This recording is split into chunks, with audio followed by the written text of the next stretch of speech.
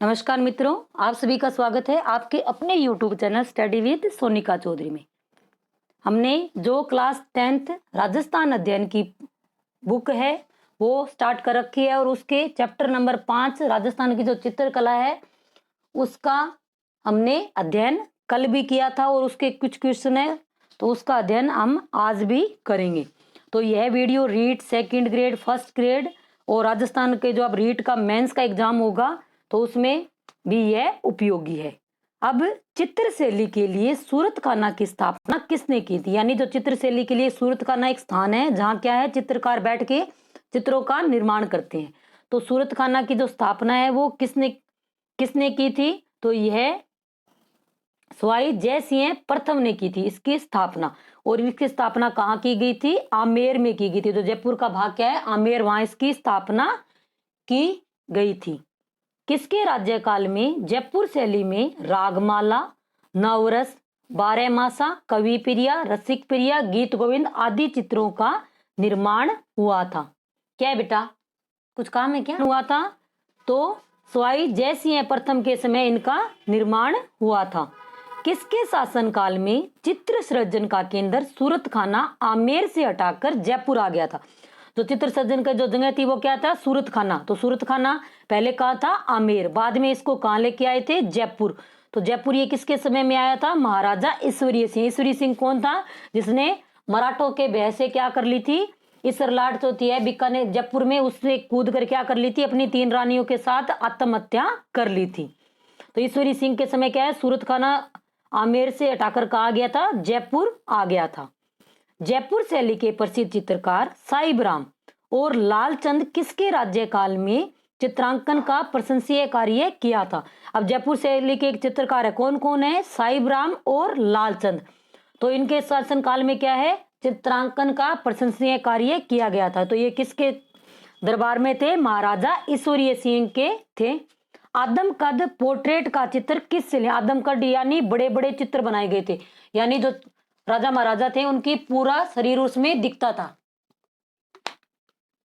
तो ये किस शैली में थे? जयपुर शैली में।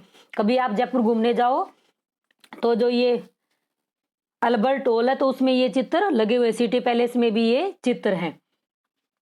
किस चित्रकार ने आदमकद मानव का चित्र बनाकर चित्र शैली की एक नई परंपरा की? तो आदमकद शैली के चित्र थे वो कहाँ के थे? जयपुर शैली के। तो आदमकद ये जो चित्र है वो किसने बनाए थे? साहिब राम ने बनाए थे। किसने बनाए थे? साहिब राम ने। जयपुर शैली के किस चित्रकारों ने जानवरों की लड़ाइयों के अनेक चित्र बनाए? यानी जानवरों की लड़ाइयों के अनेक चित्र किसने बनाए हैं? लालचंद ने। लेकिन अगर क्वेश्चन आता है कि शिकार शैली किसका? शिकार शैली की प्रधानता किस शैली में है? तो आप क्या आंसर दोगे? कोटा। शिकार शैली की प्रधानता किस शैली में है? कोटा में। लेकिन जानवरों के जो लड़ाइयों के चित्र है वो जयपुर शैली में किसने बनाए हैं? लालचंद नाम का जो चित्रकार है। और जो बड़े बड़े आदमकद के थे वो किसने बनाए थे? साहिब राम ने। अब नेक्स्ट है, किसके राज्यकाल में जयपुर शैली में चित्रकारों ने क्या किया कि चित्रों में रंग न भरकर क्या भर दिए? मोती भर दिए। लाख व लकड़ी के मणियों को ऐसे मोती चिपका दिए। और ये क्या है कि जो रीतिकालीन अलंकारिण मणिकुट्टिम प्रवृत्ति को इन्होंने बढ़ावा दिया। तो ये किस काम है? वो किसके समय में हुआ था? माधो सिंह प्रथम के समय में यह कार्य संपन्न हुआ था। यानी रंग नहीं भरे जाते थे, फिर बाद में क्या भर लगे? लाख और लकड़ी के मोती। अब नेक्स्ट है प्रसिद्ध चित्रकार लाल चितेरा। लाल चितेरा किसका था? लालचंद बोके। इसकी कौन सी शैली में था? जयपुर शैली का यह चित्रकार है। जयपुर शैली के प्रमुख चित्रकार कौन है? राम सेवक, गोपाल, हुक्मा, चिमना, शालिग्राम, लक्ष्मण आदि इसके राज्यकाल में हुए थे। किसके? सवाई प्रताप सिंह के। जयपुर के किस शासक ने सन 1857 में महाराजा स्कूल आर्ट्स एंड क्राफ्ट की स्थापना किसने की थी? यानी किस शासक के समय में जयपुर में महाराजा स्कूल आर्ट्स एंड क्राफ्ट की स्थापना हुई? कब हुई? 1857 क्रांति के समय जयपुर का शासक कौन था? सवाई राम सिंह जयपुर का शासक था, तो उसने यह स्थापना की थी। अब आप सभी के लिए एक क्वेश्चन है कि जो सूरतखाना है उसकी स्थापना कहाँ हुई थी? आमेर में। तो यह स्थापना किसने की थी? तो सवाई जय सिंह प्रथम ने, माधो सिंह ने या ईश्वरीय सिंह ने? तो इसका आंसर आप कमेंट बॉक्स में जरूर दे दो। सूरतखाना है उसकी स्थापना किसने की थी? अब नेक्स्ट है भित्ति चित्रों की विशेष पद्धति आलागीरा या आराइस या मोरोक्सी किस शैली से संबंधित है? तो यह किस शैली से संबंधित है? ये जयपुर शैली। आलागिरा क्या होता है? अभी नेक्स्ट क्वेश्चन में यही दे रखा है कि चूने के तैयार प्लस्तर को घोटकर चिकना करने की आलागिरा पद्धति का राजस्थान में सर्वप्रथम प्रयोग कहां हुआ था? तो कहां हुआ था?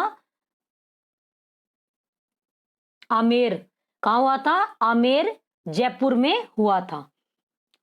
राव राजा प्रताप सिंह के राज्यकाल में अलवर चित्रशैली कब अस्तित्व में आई थी? जो राव राजा प्रताप सिंह थे उसके समय में अलवर चित्रशैली कब अस्तित्व में आई थी? तो 1775 में यह अस्तित्व में आई थी। शिव कुमार और डालू राम नामक चित्रकारों ने किस शैली में राजगढ़ के शीश महल के भित्ति चित्रों की कलाकारी की थी? तो किसने की? अलवर शैली में। अब ये शिव कुमार और डालू राम जो चित्रकार है वो किस शैली के हैं? अलवर शैली के। और राजगढ़ ये अलवर में भी है, जयपुर में भी है, राजगढ़ एक स्थान है। अलवर शैली के प्रमुख चित्रकार बलदेव, डालूराम, सालगा, शालिग्राम आदि ये किस शैली के हैं? अलवर शैली के। कौन कौन आ गया? बलदेव, डालूराम, सालगा, शालिग्राम, शालिग्राम। तो ये नाम जो है आप ये प्रत्येक शैली के याद रखेंगे। अब इसमें एक ऐसा दे दिया कि जो साहिबराम का दे दिया, तो साहिबराम किस में था? अलवर। साहिबराम और लालचंद किस में थे? जयपुर शैली में। तो ये अब किसके समय में थे? बख्तावर सिंह। बख्तावर सिंह कहाँ का शासक था? अलवर का। अलवर शैली में गुलिस्ता का सुलेखन एवं चित्रांकन का कार्य किसके शासनकाल में हुआ था? एक चित्र है तो उसका क्या नाम है? गुलिस्ता का सुलेखन किया गया था। तो ये अब किसके शासनकाल में हुआ था? विनय सिंह के शासनकाल में हुआ था। और जो मुगल शैली की, अब नेक्स्ट है कि मुगल चित्र शैली के उत्कर्ष में जो स्थान अकबर का है वही स्थान अलवर शैली के उत्कर्ष में इनका है। किसका है? विनय सिंह का। जो मुगल शैली में अकबर का स्थान महत्वपूर्ण है, जबकि सर्वाधिक तो किसका है? जहांगीर का। तो अलवर शैली में किसका है? विनय सिंह का। अलवर शैली के गुलिस्ता ग्रंथ का चित्रांकन किन चित्रकारों ने किया था? जो गुलिस्ता ग्रंथ है उसका चित्रांकन किस किसने किया था?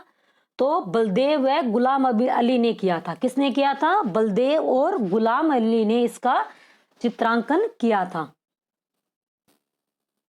पोथी चित्रों, लघु चित्रों एवं लिपटवा पटचित्रों का चित्रांकन करने वाले चित्रकार शालिग्राम, जमनादास, छोटेलाल, बक्साराम और नंदराम किसके राज्यकाल में थे? तो ये सभी किसके थे? बलवंत सिंह की। यानी छोटा बक्सा लाएगा कौन? लाएगा बलवंत सिंह। ये इसकी एक ट्रिक है। अब अलवर शैली का प्रमुख चित्र नफीरी वादन का चित्रांकन किसने किया था? तो नफीरी वादन चित्र है एक फेमस है, जैसे कलीला दमना हो गया तो वो किसका था? मेवाड़ शैली का। तो नफीरी वादन का चित्रांकन किसके शासनकाल में हुआ था? तो ये शिवदान सिंह के शासनकाल में हुआ था। किसके शासनकाल में मूलचंद और उदयराम चित्रकारों ने अलवर शैली में हाथी दांत के फलकों पर क्या किया था? सूक्ष्म चित्रण किया था। किस पर? हाथी दांत पर। तो किसके समय में हुआ था? तो मंगल सिंह के समय में। जो कौन थे चित्रकार? मूलचंद और उदयराम ने क्या किया था? हाथी दांत के ऊपर छोटे छोटे फलकों यानी चित्रों का चित्रांकन किया था। किसके शासनकाल में राम गोपाल, राम प्रसाद, जगमोहन, रामसराय, नेपालिया जैसे कलाकारों ने अलवर शैली को अंतिम समय में यानी जब अंग्रेजों का कार्यकाल समाप्त हो रहा था और भारत जब देश आजाद हो रहा था तो उस समय शासक कौन था? अलवर का जय सिंह। यानी जय सिंह के शासनकाल में कौन कौन थे? रामसाय, नेपालिया, राम गोपाल और राम प्रसाद। किस चित्र शैली में ईरान, मुगल और जयपुर शैली का अद्भुत समन्वय है? यानी किस शैली में ईरान का भी है, मुगल और जयपुर शैली का, जो कौन सी शैली में है? अलवर शैली में इन तीनों का प्रभाव दिखाई देता है। किस चित्र शैली में पुरुषों के मुख की आकृति आम की शक्ल में दिखाई? यानी ये आम है तो इसकी शक्ल के अंदर, आम की शक्ल के अंदर आकृति किस शैली में दिखाई गई है? तो अलवर शैली में क्या है? जो पुरुषों की आकृति का जो मुख है वो आकृति किसमें दिखाई गई है? आम की शक्ल में बनाई गई है। स्त्रियों के कद कुछ ठिगने, हमेशा क्या है? स्त्रियों के कद लंबे चौड़े ऐसे सुंदर दिखाए गए, लेकिन जो अलवर शैली है तो उसमें क्या है? महिलाओं के कद ठिगने हैं, उठी हुई वेणियां, अत्यधिक परिश्रम से बनाए अंग प्रत्यंग इस शैली की क्या है, विशेषता है। तो किस शैली की है, अलवर शैली की। यानी महिलाओं का ठिगनापन किस में दिखाया गया है, अलवर शैली में। किस शैली में, वेश्याओं के चित्र बने हुए हैं। वेश्याओं के चित्र यानी अश्लील चित्र। तो अश्लील चित्र किस में है, अलवर शैली में। अश्लील चित्र क्यों, क्योंकि उस समय क्या हो गया था, अंग्रेजों का प्रभाव आना प्रारंभ हो गया था। क्योंकि अंग्रेजों जब अलवर में आने प्रारंभ हुए थे तो इसके बाद में क्या है, जो अलवर शैली है उसमें अश्लीलता प्रारंभ हो गई थी। सुंदर बेलबूंटों वाली बसलियां इस शैली की निजी विशेषताएं। तो ये किस शैली की निजी विशेषताएं हैं, ये अलवर शैली की निजी विशेषताएं हैं। नरुका ठिकाने के सामंतों ने इस शैली को प्रश्रय प्रदान कर विकास में योगदान दिया था। तो नरुका ठिकाने के सामंतों ने किस शैली को दिया था, जो उनियारा शैली है उसको आश्रय प्रदान किया था। राव राजा सरदार सिंह ने धीमा और मीर बख्शकाशी और राम लखन भीम आदि कलाकारों को आश्रय प्रदान कर इस शैली के उत्कर्ष में योगदान दिया था। तो कौन सी शैली के ये चित्रकार है, ये उनियारा शैली। अब उनियारा जो शैली है वो क्या है, जयपुर और बूंदी शैली का इसमें क्या है, प्रभाव है। उनियारा शैली का प्रमुख चित्र राम सीता लक्ष्मण व हनुमान जी का चित्र है, वो किस शैली का है, उनियारा शैली का। तो यह चित्र किसने बनाया था, तो मीर बख्श ने यह चित्र बनाया था। उनियारा शैली पर किन शैलियों का प्रभाव है, किस किसका, बूंदी और जयपुर शैली का प्रभाव किस शैली पर है, उनियारा शैली पर प्रभाव है, बूंदी और जयपुर शैली का। नेक्स्ट है, जयपुर शैली के भित्ति चित्रों का सर्वाधिक प्रभाव किस अंचल पर पड़ा, जहां विशाल हवेलियां का निर्माण कर इस कला को प्रोत्साहन दिया। जब विशाल हवेलियां जहां भी नाम आए हमेशा आंसर क्या हो जाएगा, शेखावाटी। अब शेखावाटी में कौन कौन से हैं, सिक्कर, चूरू, झुंझुनू। तो यहाँ की ये क्या है, हवेलियां प्रसिद्ध है। क्यों प्रसिद्ध है, अब नेक्स्ट क्वेश्चन इसी पे है। शेखावाटी क्षेत्र को ओपन आर्ट गैलरी क्यों कहा जाता है, ओपन आर्ट गैलरी क्यों कहा जाता है, क्योंकि यहाँ भित्ति चित्रों के अनूठे चित्रण किए गए हैं। ये फतेहगढ़ हो गया, फतेहपुर हो गया, नवलगढ़ हो गए, तो यहाँ क्या है, और सीकर में भी काफी हवेलियां हैं। अब इन हवेलियों में कई जगह तो होटल खोल दिए गए हैं। बड़े बड़े हाथी और घोड़े, चौबदारों, चवरधारणियों का अंकन, गवाक्षों के दोनों ओर की दीवारों का अंकन इस क्षेत्र की हवेलियों के प्रसिद्ध है। हवेलियां जहां भी आए कहाँ की प्रसिद्ध है, ये शेखावाटी की। भित्ति चित्रों की जो लिए फेमस है वो कहाँ की है, शेखावाटी की। हवेलियां जैसलमेर में भी है, लेकिन जो भित्ति चित्रों की है वो कौन सी है, शेखावाटी की। अब नेक्स्ट है, हवेलियों की बाह्य दीवारों एवं अंदर कथात्मक बड़े बड़े फलकों का चित्रांकन किस शैली की अपनी विशेषता है, किस शैली की है, शेखावाटी शैली की यह विशेषता है। फ्रांस की नदीन ला प्रेस ने किस क्षेत्र की हवेलियों के भित्ति चित्रों के संरक्षण के लिए सराहनीय प्रयास किया है। यानी फ्रांस की एक नदीन ला प्रेस है, उसने फतेहपुर की, कहाँ की, फतेहपुर, ये जो शेखावाटी का ये एक भाग है, तो वहां की जो हवेलियां हैं उनको संरक्षण प्रदान किया है। काफी समय हो गए इनको बने हुए, तो क्या है इनका अब ये नष्ट होने लग गई है। इनकी जो मालिक थे या जो इनकी हवेलियों के जो है वो अलग क्षेत्रों में रहने लगे, तो इनकी देखभाल या सार संभाल अच्छे से नहीं हो रही है। अब सांझी लोक कला कब नहीं, सांझी क्या होती है, सांझी में महिलाएं क्या होती है, महिलाएं नहीं, जो कन्याएं होती है, कुंवारी कन्याएं, वो माता पार्वती की पूजा करती है, किस लिए, अच्छे वर की प्राप्ति के लिए। तो ये कब बनाई जाती है, दशहरे से पूर्व जो श्राद्ध पक्ष होता है। श्राद्ध पक्ष कब आता है, अश्विनी मास के जो 15 दिन होते हैं वो क्या होते हैं, श्राद्ध मास के, और बाद के जो नवरात्रे आते हैं। जो दशहरे से पूर्व जो श्राद्ध पक्ष होता है उसमें क्या है, सांझी लोक कला बनाई जाती है। अब सांझी आकृति को किसका रूप मानकर कुंवारी कन्याएं अच्छे वर के लिए पूजा करती है, तो किसका प्रतीक माना जाता है सांझी को, पार्वती माता का प्रतीक माना जाता है। सांझी आकृति कुंवारी कन्याओं द्वारा कितने दिन तक बनाई जाती है, कितने दिन तक, 15 दिन तक ये बनाई जाती है। सांझी के पहले दिन कौन सी आकृतियां बनाई जाती है, सूर्य, चंद्रमा, तारे। तो सांझी के पहले दिन कौन सी आकृति, सूर्य, चंद्रमा और तारे की आकृति बनाई जाती है। सांझी के अंतिम 5 दिनों में बड़े आकारों में सांझी बनाई जाती है। इसे क्या कहा जाता है, तो बड़े आकारों में बनाई जाती है, उसे संध्या कोट कहा जाता है।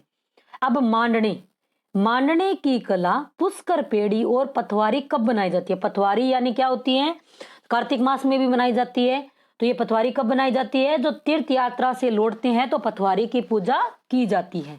अब मांडना क्या है?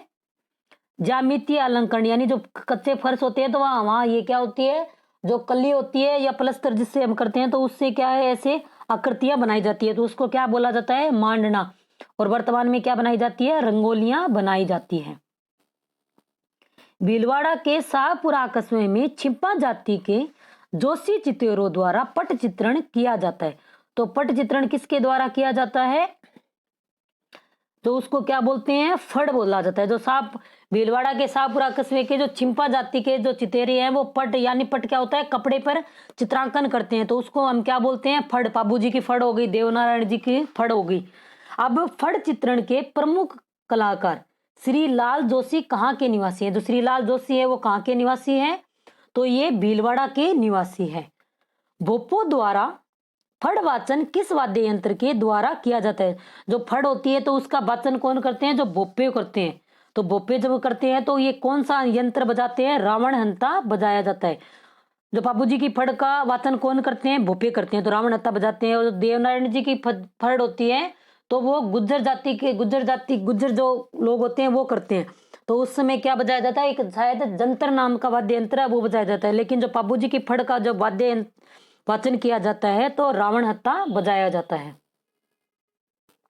विभिन्न उत्सवों एवं त्योहारों के लिए देवी देवताओं के कागज पर बने चित्र क्या कहलाते हैं? कागज क्या होते हैं? कागज को क्या बोला जाता है? पान्ने। तो वो चित्र क्या कहलाते हैं? पान्ने। अब एक मंदिर नुमा काष्ठाकृति, यानी एक लकड़ी का मंदिर होता है जिसके ऐसे दीवार खुलते हैं और उसके जो ये कपाट होते हैं उस पे क्या बने होते हैं? देवी देवताओं के चित्र बने होते हैं, तो इसको क्या कहा जाता है? इसको कावड़ बोला जाता है। यानी एक मंदिर नुमा काष्ठ कलाकृति जिसके कई द्वार बने होते हैं और सभी द्वारों या कपाटों पर चित्र अंकित रहते हैं, तो यह क्या कहलाती है? कावड़ कहलाती है। कावड़ को किस रंग से रंगा जाता है? तो कावड़ होती है उसको किस रंग से रंगते हैं? लाल रंग से रंगा जाता है। कावड़ में विभिन्न पौराणिक कथाओं का चित्रांकन किस रंग से किया जाता है? तो कावड़ में जो देवी देवताओं की चित्रांकन है वो लाल व काले रंग से किया जाता है। अब अटेरना क्या है? अब अटेरना क्या है? देखो कि जो पशुओं के शरीर पर विविध प्रकार की आकृति दागने की क्रिया क्या कहलाती है? अटेरना। अटेरना क्या होते हैं? पशु होते हैं, जैसे बैल होता है तो उसके ऊपर एक ऐसी पीठ पे आकृति बनी होगी, तो आपके अगर देखी हुई है, इसका मतलब क्या होता है? कई लोग क्या होते हैं? बैल पालते हैं, यानी जो गाय का छोटा बच्चा होता है तो उसको पाल के बड़ा करके गाँव में छोड़ा जाता है, तो उसके ऊपर एक निशान बना दिया जाता है, तो उसको क्या बोलते हैं? अटेरना बोला जाता है। जो आजकल टैटू चल रही है वो वाले। आंखों को पैनी दिखाने के उद्देश्य से नीचे की पलक के पास किसी तीखे औजार से चमड़ी खोदकर उसमें काला रंग भरकर शायरिया बनाने की कला कहलाती है। यानी आंखें हैं उसकी जो नीचे की पलक है तो इसको खोदकर इसमें क्या कर दिया? काला रंग भर दिया, इसे क्या आंखें ऐसे तीखी नजर आए, तो इस कला को क्या कहा जाता है? गोदना कहा जाता है। क्या कहा जाता है? गोदना। अब बांस की पतली कपचियों को धागे से बांधकर घोड़े की लीद मिली चिकनी मिट्टी से बनाई आकृति क्या कहलाती है? तो यह आकृति क्या कहलाती है? यह व्हील कहलाती है। ये क्या होती है? कलात्मक होती है और इसमें विभिन्न जालियों भी बनाते हैं, झरोके बनाते हैं और इन कोटियों में क्या करते हैं? इनको सुंदर बनाने के लिए क्या करते हैं? उनमें ऐसे कांच की वस्तुएं भी चिपकाई जाती है और जो दैनिक उपयोग की जो वस्तुएं होती है वो इसमें रखी जाती है। किसमें? व्हील में। अब नेक्स्ट है सन 1965 में किस देश में आयोजित अंतर्राष्ट्रीय कठपुतली समारोह में उदयपुर के भारतीय लोक कला मंडल के कलाकारों ने प्रथम स्थान जीतकर संपूर्ण विश्व में तहलका मचा दिया। अब जो कला मंडल है, जयपुर कला लोक कला मंडल, वो कहाँ है? उदयपुर में। तो एक अंतर्राष्ट्रीय प्रोग्राम हुआ था। कब हुआ था? 1865 में। तो जो ये कलाकार थे उनको क्या हुआ? प्रथम पुरस्कार मिला था। तो यह कार्यक्रम कहाँ आयोजित किया गया था? यह रोमानिया देश में आयोजित किया गया था। तो अब ये कठपुतलियां होती है उनको क्या होता है? धागे की सहायता से ऐसे उनको नचाया जाता है। इसकी ये जो प्रमुख किन किन का इसमें चित्रांकन किया जाता है? जब हम बच्चे थे, छोटे थे, तो स्कूल में पढ़ते थे तो उस टाइम ये कठपुतली वाले ये कलाकार आते थे। तो इसमें सिंहासन बत्तीसी, किस किस का चित्रांकन किया जाता है? सिंहासन बत्तीसी, पृथ्वीराज सुयोगिता और अमर सिंह राठौड़ के ये क्या है, कठपुतलियों के द्वारा गांव गांव में ये दिखाए जाते हैं। और ये अब आप इस वीडियो में इतना ही। अब आप सभी के लिए क्वेश्चन है कि जो उनियारा शैली है, कौन सी शैली, उनियारा शैली पर किस शैली का प्रभाव है, उनियारा शैली पर किस शैली का प्रभाव है। अगर वीडियो अच्छा लगा है तो लाइक करें, शेयर करें और चैनल को सब्सक्राइब करें। आज के लिए इतना ही, धन्यवाद।